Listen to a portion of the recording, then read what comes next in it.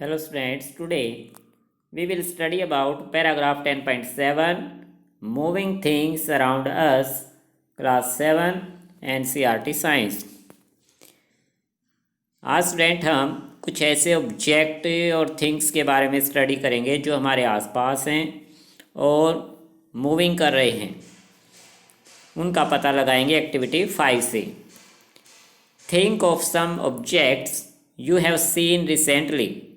List them in table 10.4. These may include a school bag, a mosquito, a table, people sitting on chairs, or people moving about. The list may also have a butterfly, a dog, a cow, your hands, a small baby, a fish in water, a house, a factory, a piece of stone. Students हमें table 10.4 में एक objects की list तैयार करनी है जो हम अपने आसपास देख पा रहे हैं। कुछ ऑब्जेक्ट्स पैराग्राफ में आपके सामने लिखे हुए हैं जिनको हमने अभी रीड किया है। इसके अलावा भी आप कुछ ऑब्जेक्ट्स लिख सकते हैं अपनी तरफ से। ये ऑब्जेक्ट हो सकते हैं horse, a ball, a bat, a moving train, a sewing machine, a wall clock और the hands of a clock, यानी क्लॉक की सुइयाँ। Make your list as large as you can, कि जितना चाहे आप इस लिस्ट को लंबा बड़ा बना सकते हैं। टेबल 10.4 में फिल करने के लिए आप इसे कॉपी पे भी बना सकते हैं टेबल को बड़ा करने के लिए, क्योंकि बुक में जगह कम है, नीचे जगह है, तो यहाँ पेंसिल से इसको आप इस तरह से आगे इन 2 कॉलम्स को इस तरह से आगे इंक्रीज कर सकते हैं, टेबल का साइज बढ़ा सकते हैं।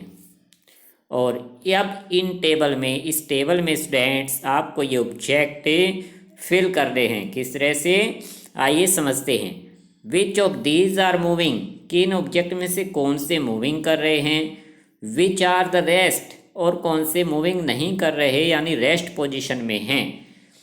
टेबल 10.4 की हेडिंग है objects at the rest and in motion, यानी मूविंग। 2 कॉलम्स हैं स्टूडेंट्स। फर्स्ट कॉलम में ऑब्जेक्ट्स एट रेस्ट, यानी जो ऑब्जेक्ट मूविंग नहीं कर रहे, हमें उन ऑब्जेक्ट्स के नेम लिखने हैं।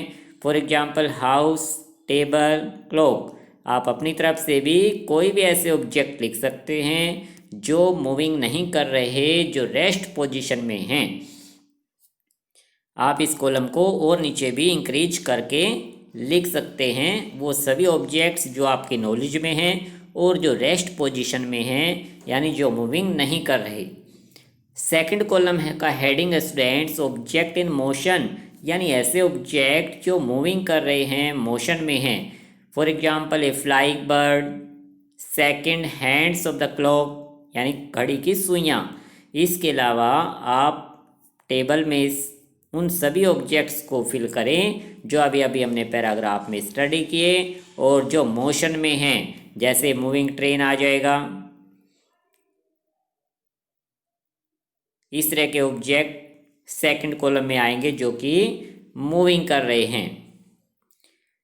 जो सीविंग मशीन होती है, सिलाई मशीन, वैसे तो एक प्लेस पर रहती है, लेकिन उसका जो पार्ट है, नीडल है, अप डाउन होती है, वो मूविंग करती है। सीविंग मशीन का व्हील लिख सकते हैं, व्हील ऑफ सीविंग मशीन। और भी कुछ ऐसे ऑब्जेक्ट जो मोशन में हैं स्टूडेंट, कोई भी आप अपनी तरफ से ऑब्जेक्ट इस टेबल में फिल कर सकते हैं ताकि हमें नॉलेज हो जाए कौन से ऑब्जेक्ट मोशन में रहते हैं, कौन से ऑब्जेक्ट रेस्ट पोजीशन में रहते हैं। How did you decide whether an object is motion और at rest.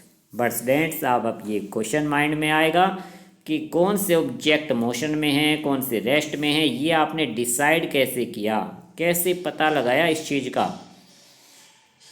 You might have notice that the bird is not in the same place. आपने देखा होगा स्टूडेंट, बर्ड सेम प्लेस पर नहीं रहता। After some times while the table is at the same place, कि कुछ time के बाद देखते हैं तो बर्ड क्या होगा, अपनी पोजीशन को चेंज कर लेगा, जबकि जो टेबल है, बुक है, वो सेम उसी पोजीशन पे रहेगी, उसी प्लेस पर रखी दिखाई देगी कुछ टाइम के बाद भी। On this basis you may have decided whether an object is at rest or in a motion।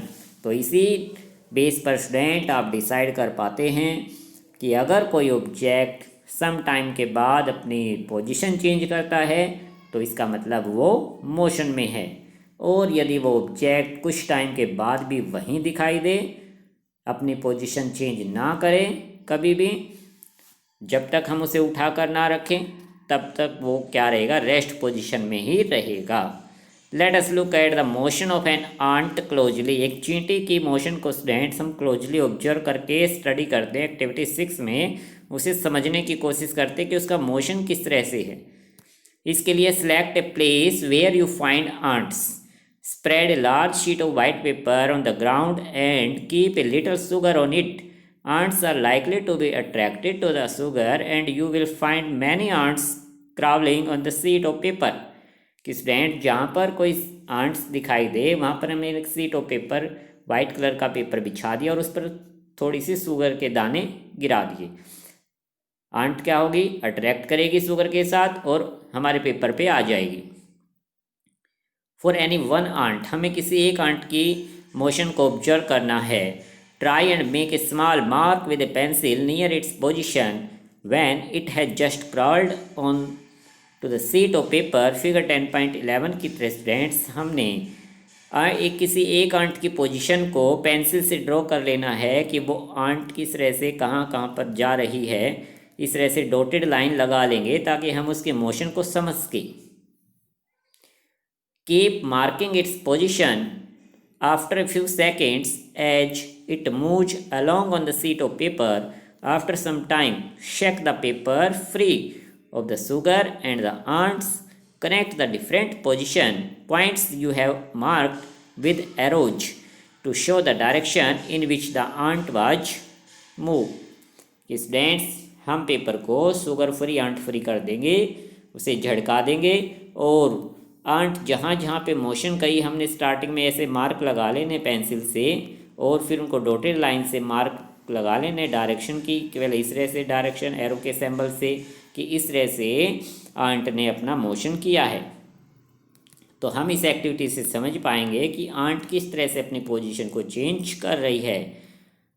Each point you have marked shows where an ant move to in interval of a few second. हमने देखा कि कुछ second यानी कुछ time interval के बाद aunt ने अपनी पोजीशन को चेंज कर लिया है। तो इससे पता लग जाता है कि जो आंट है वो मोशन में है। तो आंट को हम सेकंड कॉलम में लिख सकते हैं टेबल में कि ant in motion. Motion seems to be some kind of a change in the position of an object with time is noted. कि स्टूडेंट जो मोशन है वो किसी ऑब्जेक्ट की पोजीशन चेंज करना है आफ्टर सम टाइम यानी विद टाइम के साथ। इज़ नोटेड, क्या ऐसा नहीं है स्टूडेंट? आप खुद बताइए क्या ऐसा ही है या नहीं। यस, ऐसा ही होता है स्टूडेंट। मोशन क्या है? मोशन यानी मोमेंट। मोमेंट क्या है? किसी ऑब्जेक्ट की पोजीशन का चेंज होना विद टाइम, टाइम के साथ चेंज होना। In activity 5 where did you place object like clock, sewing machine or an electric fan in your grouping of object। Activity 5 में स्टूडेंट हमने इन ऑब्जेक्ट को टेबल में किस कॉलम में लिखा? Are these object moving from one place to another? क्या ये object one place to another place movement करते हैं? नो, ये मूवमेंट नहीं करते। क्लॉक है, सीविंग मशीन है, इलेक्ट्रिक फैन है, वो एक ही प्लेस पर रहते हैं। Do you notice movement in any of their parts? क्या इनके किसी पार्ट्स में मूवमेंट होती है स्टूडेंट? क्या आपने नोटिस किया इस चीज़ को? Yes, the blades of fan और the hands of a clock, how are they moving? कि क्लॉक के जो हैंड्स हैं, सुइयाँ हैं, फैन के जो ब्लेड्स हैं, पंखुड़ियाँ हैं, वो कैसे मूवमेंट करती हैं? Each their movement similar to the that of an ant और ए ट्रेन? क्या इनकी मूवमेंट किसी आंट की मूवमेंट की तरह है या किसी ट्रेन की मूवमेंट की तरह होती है? हमने आंट की एक्टिविटी से स्टडी किया स्टूडेंट, क्या क्लॉक की जो सुइयाँ हैं वो आंट की मूवमेंट की तरह रहती हैं, सेम होती हैं, या किसी ट्रेन की मूवमेंट की तरह ही फैन के ब्लेड मूवमेंट करते हैं? यस और नो? नो। कि क्लॉक के जो हैंड हैं वो आंट की जो मूवमेंट है उससे डिफरेंट है, ट्रेन की मूवमेंट से डिफरेंट है।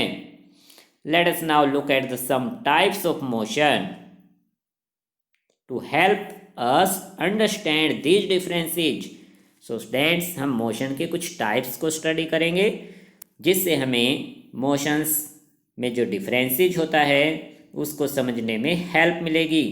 यहाँ तक स्टूडेंट आज आप रिवाइज करना चैप्टर को, और पैराग्राफ 10.8 टाइप्स ऑफ मोशन को ज़रूर रीड करना, ताकि नेक्स्ट टाइम आप इसे अच्छे से समझ को एक बार खुद रीड करोगे तभी आपको वीडियो में अच्छे से समझ में आएगा, और फिर उसको नेक्स्ट डे रिवाइज करोगे तब आपको चैप्टर पक्का हो जाएगा, उसके कॉन्सेप्ट क्लियर हो जाएंगे, और चैप्टर के कॉन्सेप्ट क्लियर होने से आपको एक्सरसाइज समझ में आएगी। आप साइंस में कभी भी पीछे नहीं रहोगे। Okay student, thank you.